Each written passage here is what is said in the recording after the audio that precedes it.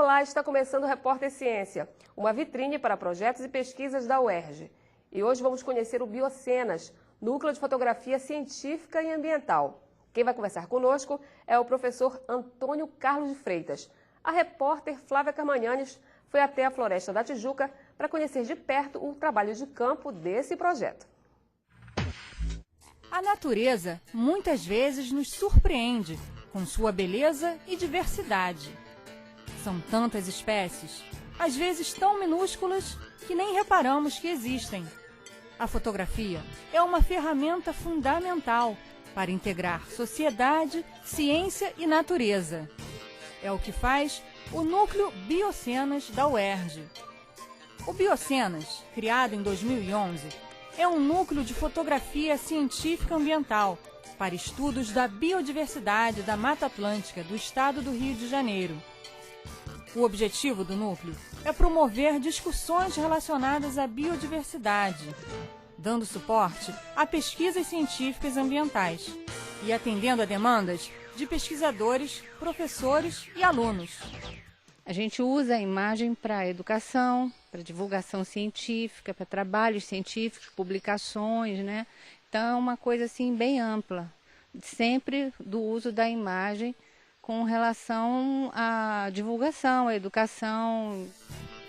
O núcleo também oferece o curso de pós-graduação Fotografia Científica Ambiental, para capacitar estudantes e pesquisadores de biologia e áreas afins.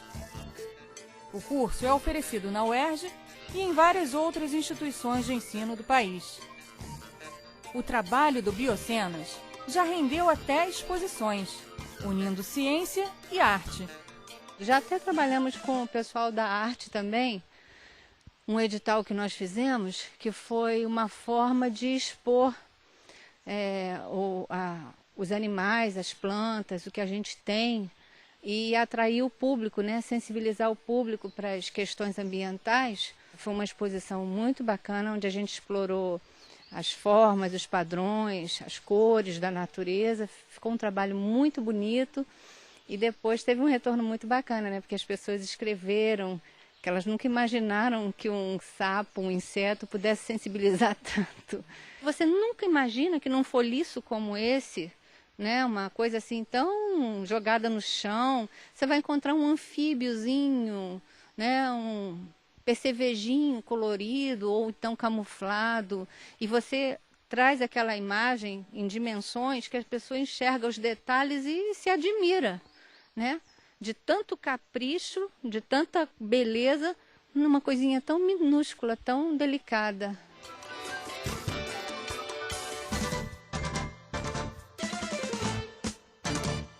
Quando que começou esse projeto, o Biocenas? Esse projeto, eu sou fotógrafo, né, e professor da casa também, já há muito tempo que eu interajo com a fotografia. E aí, depois de entrar para o departamento, como concursado, eu resolvi colocar essa linha de pesquisa. Então, a linha de pesquisa e a ideia deve ter mais ou menos uns 8 anos. Como surgiu a ideia de criar, usar a fotografia como instrumento de ação desse projeto? Bom, o projeto Biodiversidade para Todos faz parte do Laboratório de Radioecologia e Mudanças Globais. Nós pertencemos ao Departamento de Biofísica e Biometria do Instituto de Biologia, Roberto Alcântara Gomes. E no laboratório já tinha uma linha de pesquisa com fotografia científica. E aí a gente adicionou a fotografia científica ambiental e houve uma oportunidade de um edital FAPERJ, de divulgação científica, e nós introduzimos o Biodiversidade para Todos. Então, ele surgiu numa sequência de eventos que já vinham acontecendo já há bastante tempo no laboratório, na área de fotografia científica. Quando vocês vão a campo, né, qual o critério para vocês fotografarem um determinado animal, uma determinada planta? Bom, a biodiversidade, como todo mundo sabe, é uma coisa muito ampla, muito complexa, né? Então, existem duas abordagens que a gente faz. Uma é o que a gente chama de generalista. A gente vai para o campo sem uma pauta pré-estabelecida. E aí, simplesmente, a gente retrata a biodiversidade de uma forma geral. Quando nós temos... A outra abordagem seria uma situação mais dirigida. Então, preparamos uma pauta, por exemplo, nós vamos trabalhar, a pauta é camuflagem. Então, a gente já vai focado nisso. Então, a gente procura os elementos que atendem à pauta. Então, é mais ou menos por aí. Quando a gente não tem pauta, nós somos generalistas. Então, a pauta direciona o trabalho da gente no campo. Mas essa pauta é demanda dos pesquisadores, porque vocês atendem também os pesquisadores, né? Sim. Essa pauta é criada como? Bom, existem dois aspectos nesse laboratório, né? Nessa atividade, vamos dizer assim. Uma é a demanda por parte de outros pesquisadores e outra é a nossa própria demanda, porque além de fazer o registro fotográfico, a gente faz a pesquisa usando a fotografia como metodologia também. E assim, quem participa são fotógrafos profissionais ou são cientistas que começam a aprender a linguagem fotográfica? Bom, quem participa? É uma boa pergunta. Nós temos alunos, professores do departamento e pesquisadores, e todas essas pessoas, elas passam por um curso que a gente tem de fotografia científica ambiental. Então, por exemplo, os alunos eles desenvolvem suas monografias, dissertações e teses envolvendo a fotografia como metodologia.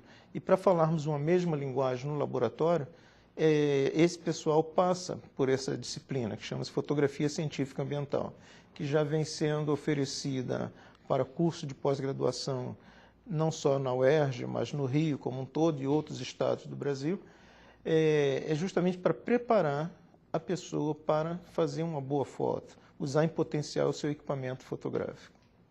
E essas áreas que vocês fazem, né, esse trabalho fotográfico, né, como é que vocês selecionam essas áreas também? É um pouco de acordo com a demanda também. A gente cobre, nossa cobertura maior é o bioma Mata Atlântica. O Rio de Janeiro está inserido nesse bioma. Mas quando existe a necessidade, ou a oportunidade, nós vamos também para outros biomas, como Pantanal, Cerrado, Caatinga, Amazonas, né? Então vai tudo de acordo com a demanda. Não só a nossa demanda, como a demanda também dos pesquisadores com os quais a gente presta um tipo de parceria. Esse trabalho de fotografia, vocês, a partir dessa fotografia, vocês têm detectado alguns dados sobre desmatamento? Há essa ligação entre a fotografia e as informações que vocês têm daquele local? Sim, em algumas coisas. Na Ilha Grande, por exemplo, onde a gente tem um campus avançados da gente, né? Esse é um aspecto bastante interessante, que como a gente vai muitas vezes lá, a gente observa, através da fotografia, as mudanças na paisagem.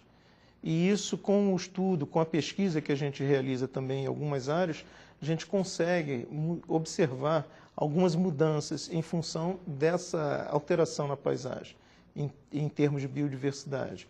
Quais são as áreas ou quais são as espécies que vocês têm percebido que têm diminuído, né, a partir dessa análise fotográfica? Olha, uma coisa que desde criança eu venho observando, né, são os vagalumes.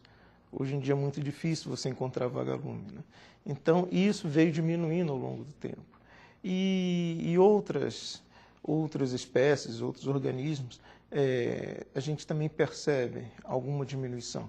Mas isso é tudo uma cadeia, está tudo interrelacionado. Então fica difícil dizer para você que essa espécie sumiu, porque quando some vai sumindo assim num bloco um pouco maior, porque as coisas estão relacionadas. E nesse tempo, qual é o tamanho do inventário? Dá para a gente saber? Olha, nós temos, só eu devo ter um acervo agora de 150 mil fotos digitais relacionadas a temas ligados à natureza.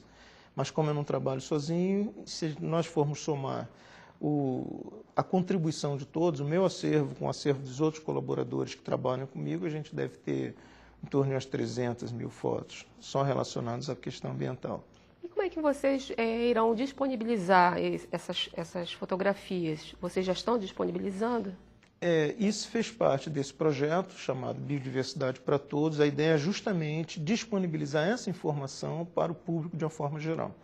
Então, isso já está disponível na internet, www.larangue.erg.br, onde é um site onde a gente disponibiliza não só as imagens da biodiversidade que a gente já tem, mas também informações técnicas. mas são informações para um público em geral. A ideia é biodiversidade para todos.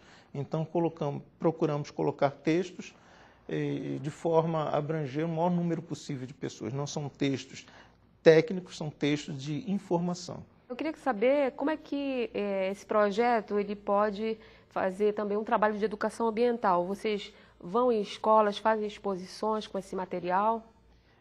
A ideia do projeto é levar a biodiversidade para todos. E uma das vertentes do projeto é justamente levar o material para as escolas. Só que eu não sou especialista em educação e nós lá nesse laboratório não fazemos educação ambiental propriamente dita. Então são os nossos parceiros de outros departamentos que fazem esse trabalho. A nossa parte é levar a informação visual e algum texto técnico e um texto informativo para as escolas. Para isso nós preparamos painéis com a média de 15 fotos cada painel de 1,5 por 1,5, aonde a gente leva para as escolas e procura extrair das crianças e das pessoas que vão assistir alguma informação, assim através de uma interação entre nós e as pessoas que estão assistindo. Para isso a gente forma monitores, os nossos próprios alunos vão às escolas também levar essas informações. Assim, eu imagino que não dá para separar a parte científica da arte, né? Porque a fotografia é uma arte, né? Sim. E vocês têm percebido, assim, revelação de talentos fotográficos em relação aos alunos que participam do projeto? Essa é uma pergunta interessante, né? Que a arte e ciência andam juntas. E um outro projeto que nós fomos contemplados também pela FAPERJ chamava-se Arte e Ciência das Formas e Padrões da Natureza, onde a gente procurou incentivar o interesse pela ciência através da arte. Então, nós contratamos na época um artista plástico e ele fazia a interpretação da imagem do ponto de vista artístico e nós dávamos a nossa informação científica. Então, foi uma coisa meio casada, arte e ciência. E diante disso, nós temos observado, sim, muitas pessoas têm tomado gosto pela fotografia, o que pode ser um problema para a gente, porque nós já tivemos alguns alunos que abandonaram a biologia, mesmo depois de formado, para se dedicar única e exclusivamente à fotografia. E para mim é um problema isso, não sei até que ponto, mas pode ser um problema. Tá bom, professor. Obrigada pela sua participação aqui no Repórter Ciência. Eu que agradeço a oportunidade de vocês e fico à disposição para quando vocês precisarem. Tá bom, obrigada. O Repórter Ciência fica por aqui. E para entrar em contato com a gente, é só escrever para repórterciência@gmail.com. Até a próxima!